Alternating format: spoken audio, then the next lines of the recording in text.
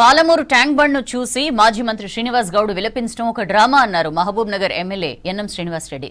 10 ఏళ్లలో పాలమూరు ప్రజల బాధలపై కేసీఆర్ దగ్గర ఏడ్చి ఉంటే కనీసం తాగునీళ్లైనా వచ్చేవన్నారు. ఉద్యోగులకు జీతాలు ఆలస్యమైనప్పుడు, ఉద్యమకారులపై అక్రమ కేసులు పెట్టినప్పుడు ఏడిస్తే బాగుండేదన్నారు. ఫోన్ ట్యాపింగ్ చేయించి ఎంతో మందిని ఏడిపించారని బీఆర్ఎస్ నాయకులపై మండిపడ్డారు ఎమ్మెల్యే ఎన్ఎం శ్రీనివాస్ రెడ్డి. మీ సిద్దిపేటకు, గజ్వేల్కు, సిరిసిల్లకు ఎందుకు అండర్ గ్రౌండ్ డ్రైనేజీలు ఉన్నాయి? ఎందుకు అక్కడ పెద్ద పెద్ద విద్యా సంస్థలు, యూనివర్సిటీలు వచ్చినాయి? మా పిల్లలు ఏం పాపం చేసిర్రు అని చెప్పి మా ఎస్సీ, ఎస్టీ, బీసీ వర్గాల కోసం ఇక్కడ బస్తీలలో, కంపు మధ్యలో, మురికి కూపాలలో ఉంటున్న మా మహబూబ్ నగర్ బిడ్డల కోసం నువ్వు ఏడ్చేది ఉండే. వాటర్ సప్లై మేము తెచ్చినాం, రోజు తాగుతుండే అన్నారు, పచ్చి అబద్ధం. ఈరోజు మహబూబ్ నగర్ పట్టణానికి వలసలు వెళ్ళిపోతూ ఉన్నారు నీళ్లు లేక అన్న పరిస్థితిలో రామన్పాడును తీసుకొచ్చింది కాంగ్రెస్ పార్టీ.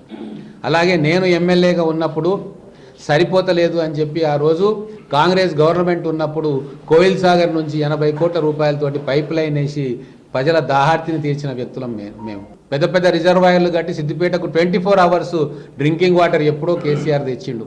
మరి ఎందుకు మాకు స్వచ్ఛమైన రోజు వచ్చే మంచినీళ్లు మా పిల్లలకు ఎందుకు ఇయ్యవు, మా మహబూబ్ పట్టణానికి ఎందుకు ఇయ్యవని చెప్పి కేసీఆర్ దగ్గర నువ్వు ఎందుకు ఏడవలేదు శ్రీనివాస్ గౌడ్ గారు? మహబూబ్ నగర్ పట్టణ ప్రజలు పెట్టిన రాజకీయ భిక్షతోటే నువ్వు ఎంపీ అయినావు, ముఖ్యమంత్రి అయినావు.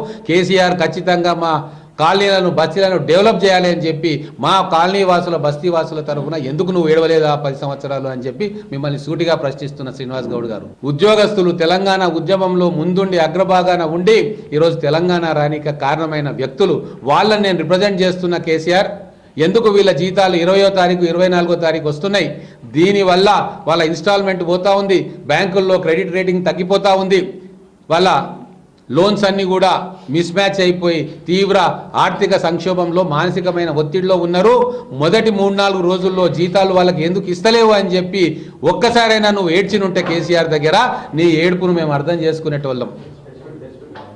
ఎక్కడ చూడు అవినీతి, ఎక్కడ చూడు భయాందోళనలు, ఎక్కడ చూడు పోలీసు కేసులు, నిర్బంధాలు. ఇదే కదా మీ 10 ఏళ్ల పాలనలో మహబూబ్ నగర్ ప్రజలకు మీరు ఇచ్చిన వరాలు. మీరు ఏడ్చిండ్రు కదా, మీరు ఎంతమందిని ఏడ్పించిండ్రో ఆ చిట్టా కూడా చెప్పాలి కదా. వేలాది మంది విద్యార్థులతోటి జై తెలంగాణ అనిపించిన ఉద్యమకారుడు మున్నూరు రవి, ఆయన మీద హత్యాయత్నం కేసు పెడితే వాళ్ళ కుటుంబమే కాదు, మున్నూరు రవి పోరాటాన్ని చూసిన ప్రతి మహబూబ్ నగర్ బిడ్డ ఏడ్చిన విషయం, తెలంగాణ ఉద్యమకారులు మొత్తం ఏడ్చిన విషయం నీకు గుర్తులేదా? మర్చిపోయినవా శ్రీనివాస్ గౌడ్ అని అడుగు.